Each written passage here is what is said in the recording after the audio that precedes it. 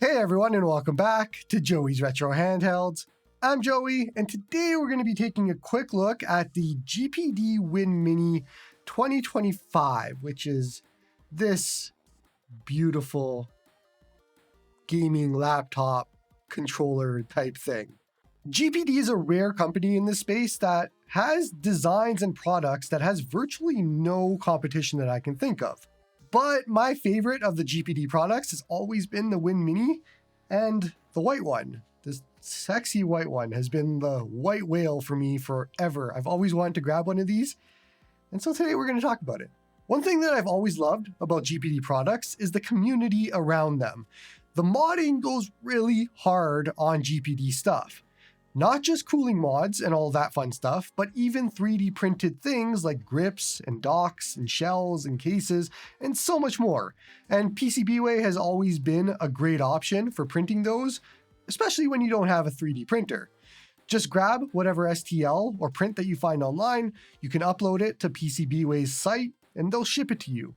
Saves you hundreds and hundreds of dollars on not needing a 3D printer, and you can get it all in color as well, so it's not just black as a color option. Now, the Win Mini 2025 is stacked with specs. There's an AMD Ryzen AI9 HX370 processor inside of here with the AMD Radeon 890M GPU. This model here has 32 gigabytes of LPDDR5X 7500 megatransfer RAM and 2 terabytes of M2 storage on a 2280 NVMe drive. 7-inch native landscape display that is also 1080p 120Hz with variable refresh rate, USB 4 40 gigabytes per second for eGPU support, along with USB-C, USB-A, and a micro SD card slot. And we have Wi-Fi 6E and Bluetooth 5.3 with a 45 watt-hour battery. On the controls front, we have Hall effect joysticks, analog triggers, rumble motors, L4 and R4 buttons, and so on. So they basically just stuff an entire mini PC into one of these and add controls and a keyboard, and all of it just works in a nice way. But then you have the performance to play a ton of games as well, which we'll look at a little bit later on. Now you can grab one of these right off of What Geek's website using my code Joey12 for 12% off, and they have full worldwide shipping as well. They are a pretty great third-party reseller with a bunch of handhelds, including GPD's other handhelds. Link in the description. Now, there's a few differences to this year's Win Mini over last year's. They increased the width by 2mm on each side, and the thickness by 1mm. The M2 SSD is now a 2280, which is much better for compatibility.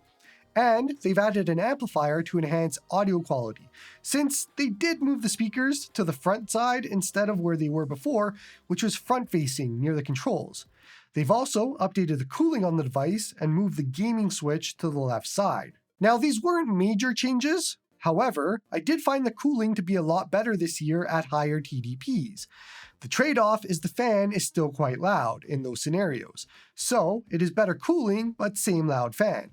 I will say, I think they could have done a better job on the cooling still, or at the very least included a thermal pad or something for the SSD. The right side of the device, where the fan isn't, gets noticeably hotter than the left, which is due to the SSD. And so I personally opened it up and I threw on a thermal pad, and I helped lower the temps that way. Took about 5 minutes and it was easy, but still, it's something they could have done. Now, one thing that I think rarely comes through in video form when watching the Win Mini is just how small it is. There is likely a lot of you that just got a new Retroid Pocket Flip 2, and this is bigger than that, of course, but not by an insane margin. For those of you with an Odin 2 Portal, this is essentially just a bit bigger than the screen part of that. I could keep going, but it is a super small clamshell, which is cool. Now, I'm actually a fan of the ergonomics on the Win Mini, and you would think that it is a blocky laptop, so it wouldn't be that easy or comfortable to hold, but it is better than you'd expect. Because of where the controls are positioned right at the top, and because of how you hold it, you have access to everything. You feel normal holding it as a normal way, and it actually comes together in a nice package that you wouldn't expect just looking at it in video form. The only part that sometimes bothers me is there's these little pads here to prevent the screen from touching the keyboard, and your palm actually rests on it quite a bit, so you can get that little digging into you sometimes. But other than that, the Win Mini over the years that I've had it, it's been surprisingly comfortable. Now, there's two ways to use this device, with the controls and without. So for example, when you're navigating a desktop operating system or doing anything besides gaming, and you'd be using the trackpad quite a bit with the keyboard and so on, the keyboard can be a cramped experience at times, and I tend to use it more for quick passwords, shortcuts, that sort of thing, rather than writing out full sentences or emails or anything like that. There was a time while I was playing this and I was setting up an emulator, and I had a light bulb moment because I was trying to configure shortcuts and hotkeys for the controls, and I'm running out of space, and I'm like, I have a full keyboard here. So it made it easier for me to do hotkeys and shortcuts for emulators because I could just map them to whatever thing that I wanted on the keyboard.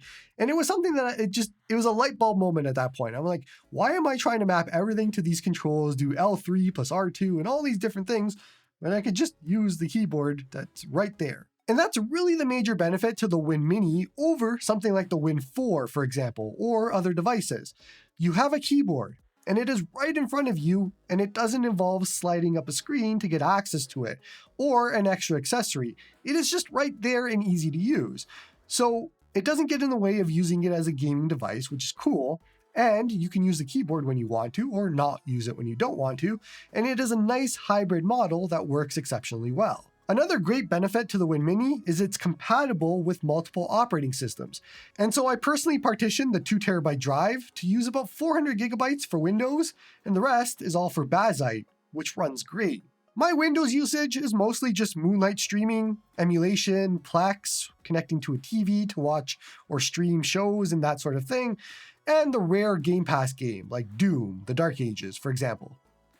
But I'm mostly otherwise in Bazzite for all of my gaming, since I've pretty much moved my entire gaming library over to Steam, and so it's easy to use. One thing that currently does not work on either operating system is the L4 and R4 keys. GPD has yet to update the controller firmware, so we're kind of waiting for those to work, as they're super useful, and extra hotkeys especially are useful in Bazzite, and hopefully they fix that soon.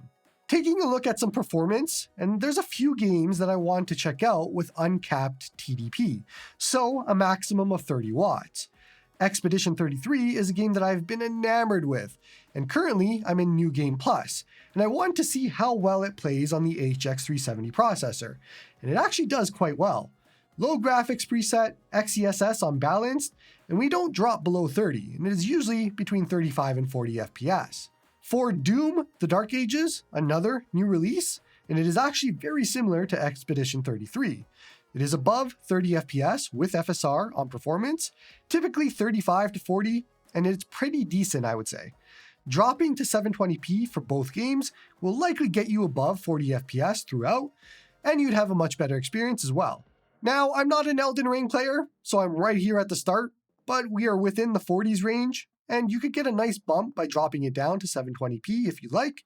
That is pretty much good advice across the board if you're looking to get a bit more performance out of the games, but overall, it's pretty impressive here. Assassin's Creed Shadows, another newer game, and we are in the 30s and 40s here, but stable frame rate, which matters more in my opinion than having higher frame rate that dips quite a bit. It would be one thing if the frame times were all over the place, but they are pretty steady here. Black Myth Wukong plays super well on here, typically in the 50s at 1080p, and there's really no issues at all. One day I will actually finish this game and make it past this area that I seem to be stuck on for months. One day. I threw on the Steam Deck preset for Cyberpunk, and it plays at a steady 30 FPS throughout, at least in the beginning parts. But there is a lot of optimization that you can do for frame rate and experience in this game. I honestly think the general takeaway, performance-wise, is that the Win Mini packs a punch and can honestly play most of whatever you want. For me, that's been a lot of Fantasy Life lately, as well as some other games that maybe don't take the processor up to its limits, and so a few older games or a few newer games that are more visual novel in style, and that sort of thing. But if you do want to push it, you can push it. Now, when it comes to battery life, this is one of the parts that gets a bit compromised when looking at a device of this size, because it is hard to stuff a large battery inside of it for a lot of reasons. But thanks to the HX370 processor, this is the first year where it feels like you can get a lot done and at a lower TDP, which is great for battery. The HX370 at an 18 watt TDP, as I've tested in previous videos, matches what an Asus ROG Ally X can do at 28 watts. So that is a nice savings of 10 watts of TDP, which translates to battery life as well. So if we look at low TDP gaming, like a 10 watt TDP, assuming that you're actually using 10 watts total, you would see roughly about 4.5 hours of battery life. At 15 watts or 18 watts of TDP, which honestly is probably the highest you would go with this device, depending on the game, you would see roughly about 2 to 2.5 hours of battery life, but sometimes less because usually the TDP is higher than what you set it to. Battery life continues to be the Achilles heel of devices like this. No matter how good the processor is, a 45 watt hour battery is only going to get you so far, and when it's a device that's this small, there's not much you can do. Wrapping up the quick look for today, and the GPD Win Mini is one of those devices that just sticks with you when you have one. It has performance, it has the form factor, it has the size, it has everything all in one, but it is a jack of all trades and not really a master of one. It has awesome versatility, especially with the built-in keyboard. It is a gaming device. It is a travel laptop. You can dock it to a TV to watch shows or movies. You can play games on it. It is one of those rare devices that also works with strategy games, especially since it's just a small laptop. For me and my use cases, it is awesome to have as a single x86 device to complement some other devices, like an Odin 2 Portal, for example, or a smaller device like a Miu Mini Plus. You can get a lot done in those scenarios because you have every base covered. You have the x86 covered, which can do everything, as well as being an actual laptop. You have the AYN Odin 2 Portal, that's just your Android OLED device, which is beautiful. You have a Miu Mini Plus that's on the go, that sort of thing. So it's a nice complementary device to existing devices that you have. So what do you think about the GPD Win Mini? Is it something that you're interested in? Have you tried one before? Or do you have an older one and you've been looking at the new one to consider if it's worth it? To me, if you're going to go for it, you have to get the white. It is impossible not to look at the white and be like, that is beautiful. That is exactly what I want. It's a nice looking handheld. And just the fact that it is a clamshell, you can throw it anywhere you want. It is pretty light, all things considered. It's the year of the clamshell. We are getting a whole bunch of them. They're all been pretty good. This is super cool. Don't forget to like and sub to help the channel grow. Come join me on the Discord to talk all about handhelds like this one. Support me on Patreon if you like my stuff. And hope you all have a good one.